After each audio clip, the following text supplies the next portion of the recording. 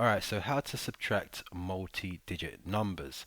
So let's take the example, let's say we had the problem 13,004 minus 678. Now the first thing we want to do is we want to place both these numbers on top of each other with the number that we're subtracting from at the top and the number that we're subtracting at the bottom. And we'll place our subtraction sign here, and we'll place our two bars going across here so we can write our answer in. Now notice here that my place values have all lined up, right? We have the units in the place where the units should be, the tens in the place of the tens, and the hundreds in the place of the hundreds. So for example, I'm not going to write it like this, for example.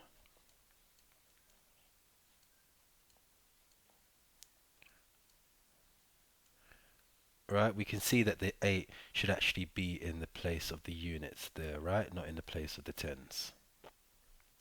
So after doing that, we're going to start our calculation going from the right to the left, which means we're going to first deal with our units. Alright, so let's begin. Let's take 4 minus 8. We have 4 minus 8, and we get a negative value.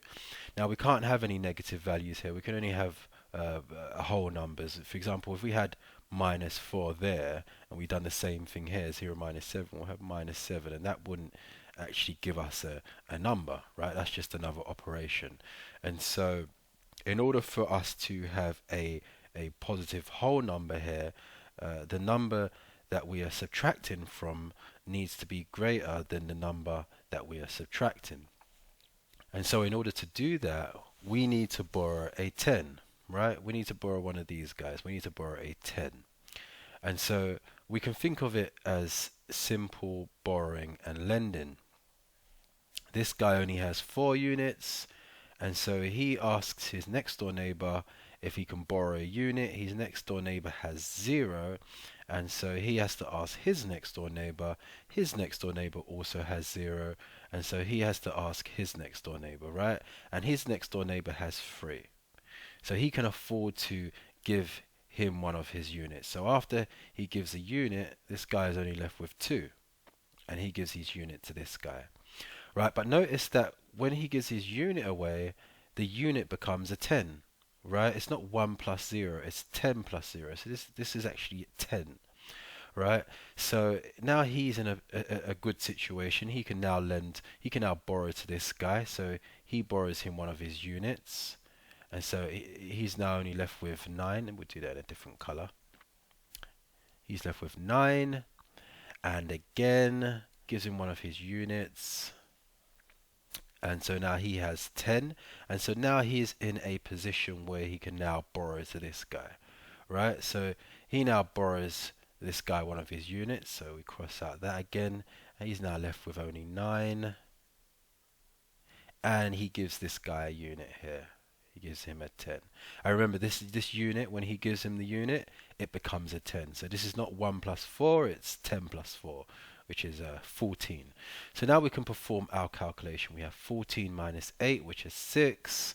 We have 9. Remember here we have 9 left over from borrowing, right? So we have 9 minus 7, which is 2. 9 minus 6, which is 3. And here what we're going to do here is we're just going to place 2 zeros here just to fill out our place values and just to help with the calculation. So now we're going to do 2 minus 0, which is 2, and finally 1 minus 0, which is 1, and there's our answer. So let's take another example. Let's say we had 17,010 minus 999. Right, so it's the same procedure. We're going to place our number that we're subtracting from at the top, and we're placing the number that is being subtracted at the bottom. We're placing our subtraction sign there, making sure that the units are in the place of the units. All our place values are lined up. Alright, so let's begin. We have 0 minus 9. Well, 0 minus 9 is going to be minus 9, so we don't want a negative number here. So we're going to have to borrow a unit, right? Or borrow a 10, we should say. So we're going to struck this guy off. He's now going to be left with 0. And he's going to now borrow one of his units to this guy, right? And now his unit that he's borrowed him, it now becomes a 10, Remember, this is not 1 plus 0, it's 10 plus 0, right? This is a 10. So we have, now we can do our calculation. We have 10 minus 9, which is 1. Now this guy, now he only has 0, and so he has to borrow from his next door neighbor. His next door neighbor only has 0, and so he has to borrow from this guy, right? So this guy is in a position where he can give one of his units, so he's left with 6. He gives his unit to this guy, and it becomes a 10.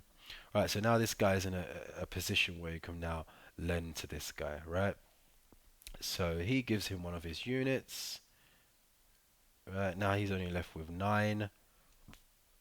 And he gives him one of his units, so now this guy has 10. Right? And we have 10 minus 9, which is 1.